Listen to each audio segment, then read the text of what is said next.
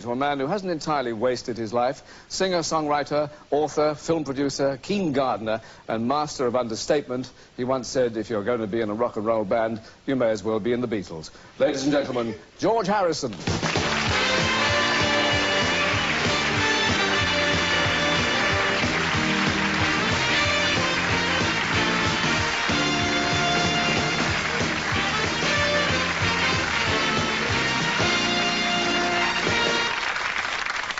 George, it's good to see you. You're back in the charts, so you're a happy man. I don't know if I'm back. I've been back, but I don't know if I'm back this week. But I am a happy man. Yeah. Did you feel the time was right to do this? Yeah. Well, I didn't really think about it. I just felt time to make a record. And so I made it. And, you know, sometimes things go right and sometimes they don't. This time it went right.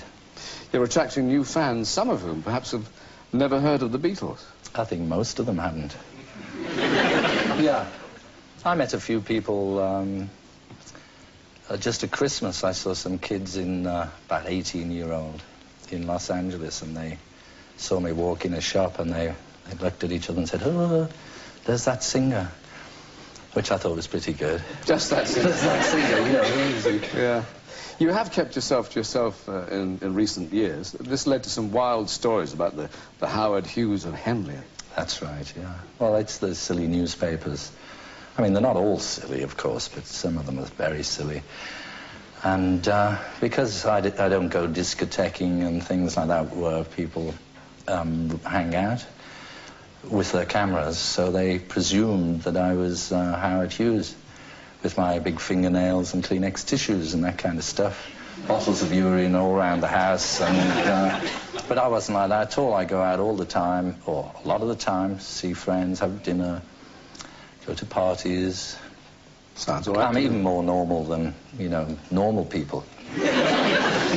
I mentioned gardening, you haven't yet, but to stroll from one end of yours would take about 3 weeks, wouldn't it? How big is it actually? Not really, no. My garden, you can stroll around it in 10 minutes if you're power walking, which is what I sort of do these days. So what have you got? If you saunter, it could take half an hour. If you swagger, maybe 45 minutes. You've got legs as well, haven't you? Legs, yeah. I've got legs and arms and... This is why it's southern accent. You've got legs. Lakes, well, there's a bit of water, yeah. There's a sort of flows around that was built in the Victorian days. It's very nice. It was all covered in soil and broken lavatories from a building site when I bought it. It was all... Howard Hughes did have it then, obviously. Yeah. What about your son, who is now 9, I think? Is he aware of your glorious past? He's become aware now of the last few years, and I didn't really tell him anything about the Beatles because it was so long ago anyway. I didn't want to burden him with all that. But nevertheless, I think most kids, when they get to about 4 or 5, they see Yellow Submarine. And then he sort of twigged, and then he came up to me one day and said, "Hey, Dad, how do you play the piano lick from Hey Bulldog?" Which I thought, well, that's strange. How does he know a song like that? But it's in Yellow Submarine. And was he impressed? No. Has he actually seen you perform? Well, if you call it performing. Yeah, he came to the... I did this show, The Prince's Trust, last July. He came to that show. And I suppose you could call it performing, but after the show I said to him, well, what did you think? And he said, yeah, you were okay, Dad. Why didn't you do rock and roll music and Sweet Little 16? Johnny Be Good. So, well, actually, that's Chuck Berry. And he's 9? 9 and a half now, yeah. Oh, that's better. He's really into Chuck Berry, though, as you are, too. I saw you on the show with him. Yes, didn't have long enough, I'm afraid, but it was a great guy. How long, when you did the Prince's Trust, how long had it been since you had done a live show? Last time, well, I did one show which I wore this suit for it. It's the first time I've worn it since the Carl Perkins show, which was a televised program for HBO. Before that, I did a tour in America in 1974. But in England, I never performed since the Beatles, which was 1965 or something like that. 66, maybe. You could have been very slightly terrified. I was, yeah. It felt like I was going the electric chair. Sat there for hours waiting to go on. And very, very nervous. But surrounded by old mates. Fortunately, yeah. There's a lot of support from the gang, Ringo, and well, Phil Collins was playing one night, and Eric Clapton, of course, and Elton, and Midge-Ure, a lot of people. Didn't someone suggest that you should get the sort of oldies group together? I think that's sort of an idea that's bubbling about, maybe in Elton's mind, I don't know. It's sort of a good idea because everybody enjoys playing together. Could call yourselves Methuselah. Be good. Yeah. Or not, as the case may be.